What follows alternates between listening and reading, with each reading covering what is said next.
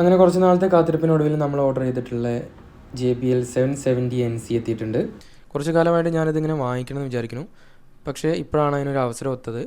Credit കാർഡിൽ ഒരു ഓഫറും ഉണ്ടായിരുന്നു. അതേപോലെ തന്നെ ക്രെഡിറ്റ് കാർഡിൽ കുറച്ച് റിവാർഡ് പോയിൻറ്റ് റിഡംഷൻ ചെയ്യാനുണ്ടായിരുന്നു. രണ്ടും കൂടി ചേർത്ത് വന്നപ്പോൾ 5000 രൂപയുടെ മുതൽ നമുക്ക് ഏകദേശം 3000 രൂപയ്ക്ക് അടുത്ത് കിട്ടിയിട്ടുണ്ട്. നമുക്കെന്തായാലും ഒന്ന് അൺബോക്സ് ചെയ്ത് നോക്കാം.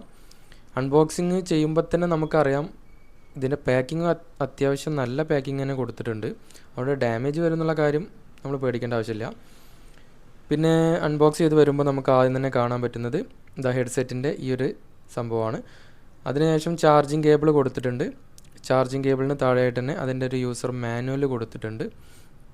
പിന്നെ നമുക്ക് ക്യാമറയുമായിട്ടൊക്കെ കണക്ട് ചെയ്യാൻ അല്ലെങ്കിൽ ഓക്സ് ആവശ്യം വരുന്ന സമയത്ത് ഓക്സ് കണക്ട് ചെയ്യാൻ വേണ്ടിയിട്ടുള്ള ഒരു കേബിളും കൊടുത്തിട്ടുണ്ട്. ഇത് നമുക്ക് ഫോണുമായിട്ടൊക്കെ കണക്ട് ചെയ്യാവുന്ന കേബിൾ തന്നെയാണ്. ഇനി ക്യാമറയൊക്കെ മോണിറ്റർ ചെയ്യാൻ, ക്യാമറയൊക്കെ ഷൂട്ട് ചെയ്യുന്ന സമയത്തൊക്കെ മോണിറ്റർ ചെയ്യാൻ വേണ്ടിയിട്ട് അതിന് വേണ്ടിയിട്ട് നമുക്ക് ഉപയോഗിക്കാൻ പറ്റും.